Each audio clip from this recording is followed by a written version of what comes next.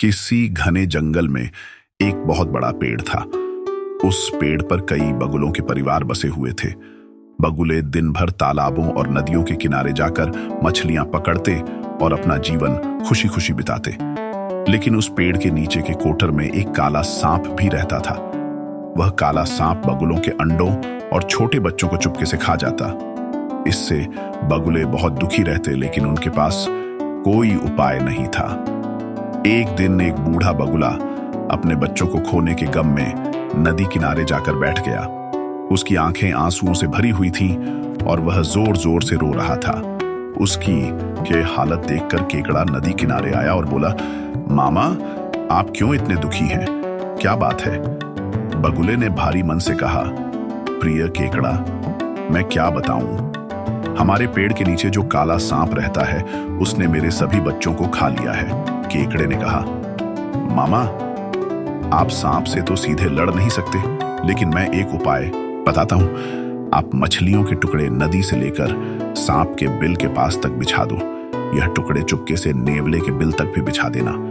नेवला इन टुकड़ों के सहारे सांप तक पहुंच जाएगा और उसे खा जाएगा। बूढ़े बगुले को यह बात बड़ी पसंद आई। उसने फटाफट नदी से मछलियों के टुकड़े लाए और केकड़े की बताई योजना के मुताबिक बिछा दिए। टुकड़े सांप के कोटर से लेकर नेवले के बिल तक बिछा दिए गए। नेवला जल्द ही उन टुकड़ों को सूंघता हुआ सांप के बिल तक पहुंच गया। जब उसने सांप को देखा तो नेवले ने उस पर हमला कर दिया। कुछ ही देर में उसने सांप को मार डाला। बगुला खुशी के मारे पेड़ के नीचे जाकर बैठ गया और सोचने लगा कि अब उसका जीवन सुख शांति से बीतेगा। लेकिन यही कहानी में मोड़ आया। नेवले का लालच नहीं थमा। उसने सांप को मारने के बाद बगुलों के घोंसलों में चढ़ना शुरू किया और उनके बच्चों को भी खाना शुरू कर दिया। अब बगुले पछताने लगे। बगुला फूट फूट कर रोते हुए केकड़े के पास गया और बोला, केकड़ा भाई, मैंने तुम्हारी सलाह मान ली, लेकिन इसका अंजाम मेरे लिए और भी बुरा हो गया। नेवले ने मेरे बच्चों को भी खत्म कर दिया। केकड़ा मुस्कुराते हुए बोला, हाँ माँ, मैंने तो सिर्फ एक रास्ता बताया था। बिना सोचे समझे तुमने उसे मान लिया। अब पछताने से क्या फायदा?